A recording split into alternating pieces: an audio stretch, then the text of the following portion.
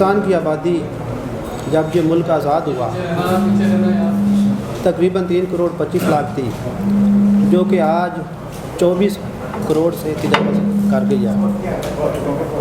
محکمہ بہبود آبادی 1965 سے ملک کی اور قوم کی خدمت کر رہا ہے۔ 1800 میں اگر ہم دیکھیں کہ دنیا کی آبادی 1800 میں 1 ارب کے لگ بھگ تھی، جو کہ آج 8 ارب سے زیادہ ہو گئی ہے، اور ہر 12 سے 15 سال کے بعد دنیا کی آبادی میں 1 ارب کا اضافہ ہو رہا ہے۔ محکمہ بہبود آبادی نے آبادی کی رفتار کو کم کرنے کے لیے بہت سا کام کیا ہے، جس میں ہمارے فلائی مراکز 2100 فلائی مراکز پورے پاکستان پنجاب میں ہیں، اور لاہور میں 86 فلائی مراکز کام کر رہے ہیں۔ اس کے علاوہ فار فلانگ ایریا میں ہمارے موبائل سروس یونٹ کام کر رہے ہیں، جہاں پہ محکمہ بہبود آبادی کی خدمات میسر نہیں ہوتی، وہاں پہ ہماری ایک موبائل سروس یونٹ کی ٹیم ہے، وہ جا کر محکمے کی خدمات وہاں پہنچاتی ہے۔ اگر ہم دنیا کی آبادی پر نگاہ دوڑائیں تو چائنا 1 ارب 45 کروڑ کے ساتھ پہلے نمبر پر، انڈیا 1 ارب 40 کروڑ کے ساتھ دوسرے نمبر پر، اور امریکہ 33 کروڑ کے ساتھ تیسرے نمبر پر ہے۔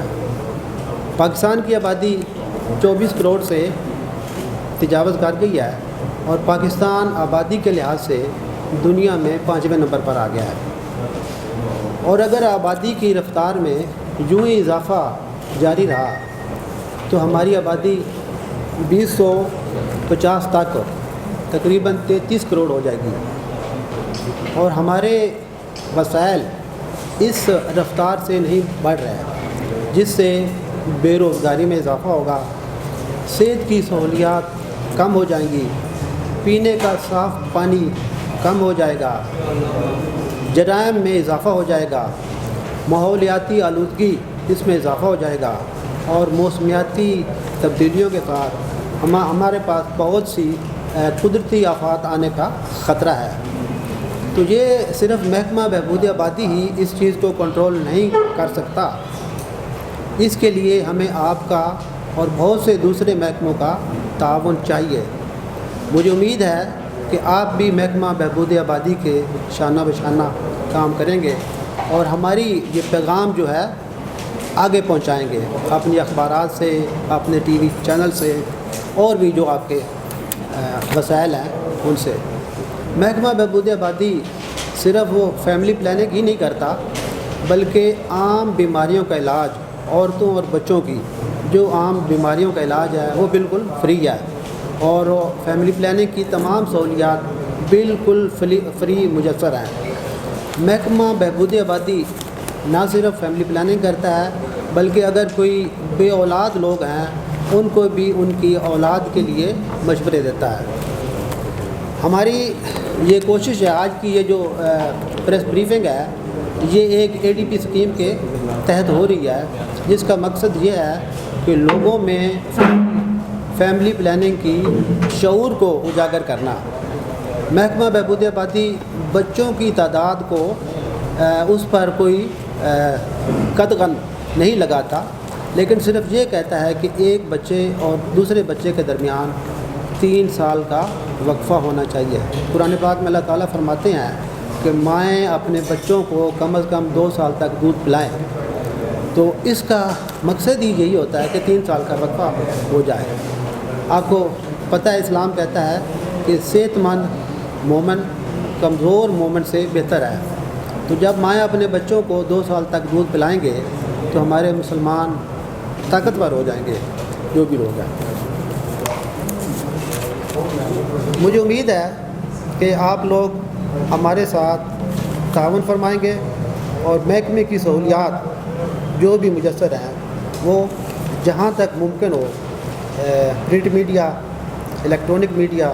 اور سوشل میڈیا سے دور دور تک پہنچائیں گے کہ جو بھی 18 سال سے اوپر بچے یا بچیاں ہیں ان کو فیملی پلاننگ کے متعلق ان کے بلڈ گروپ وغیرہ ان کا ٹیسٹ لیا جائے، جیسے کہ ایران یا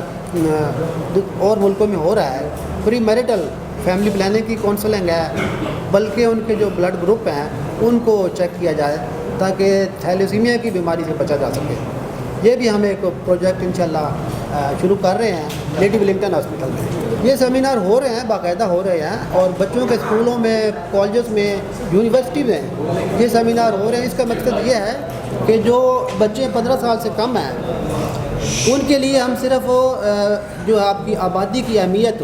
اس کو اجاگر کر رہے ہیں، اور جو بچے بڑے ہیں یونیورسٹی کے ان کو ہم فیملی پلاننگ کے متعلق بتاتے ہیں۔ جو 15 سال جو اس سے کم بچے ہیں ان کو صرف ان کے پرسنل ہائیجین، ماں تو اپنی بچی کو بتا دیتی ہے،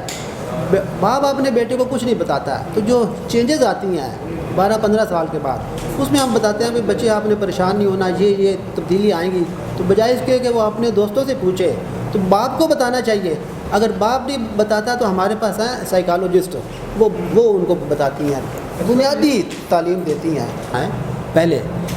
بچوں میں 3 سال کا وقفہ، اس میں ہمارے پاس بھی طریقہ کار ہیں، اگر کوئی آپ کے پاس نیچرل طریقے ہیں تو وہ بھی اڈاپٹ ہو سکتے ہیں۔ ایک بات تو یہ ہوگی، نل بندی نس بندی وہ اس ٹائم ہوتی ہے جب آپ کی فیملی مکمل ہو جائے، یا کوئی کہہ دیتا ہے ڈاکٹر اگر نیکسٹ آپ کا بیبی ہوگا تو آپ کو موت کا خطرہ ہے، تو پھر اس میں جائز ہوتی ہے، اسلام بھی کہتا ہے کہ اس میں ہوتی ہے جائز، بہت سی چیزیں جائز ہو جاتی ہیں۔ جیسے اسلام نے کہا ہے کہ اگر تمہیں بھوک لگے اور تمہیں موت کا خطرہ ہو تو تم سور کا گوشت کھا سکتے ہو، یہ کہا گیا نا۔ اس صورت میں یہ جو علماء نے فتویٰ دیا ہے کہ اگر ڈاکٹر یہ کہہ دیتے ہیں کہ ماں کی جان کو خطرہ ہے اگر نیکسٹ بیبی آیا، تو اس صورت میں ہم ماں کو بچاتے ہیں، ہمیں بچانی چاہیے، نیکسٹ بیبی نہیں چاہیے، ہم نے ماں کو بچانا ہے۔ اور ہمارا جو مقصد ہوتا ہے وہ بیفور کنسیونگ،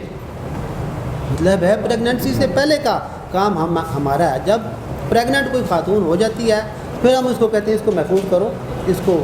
بڑا کرو، اس کو پیدا کرو۔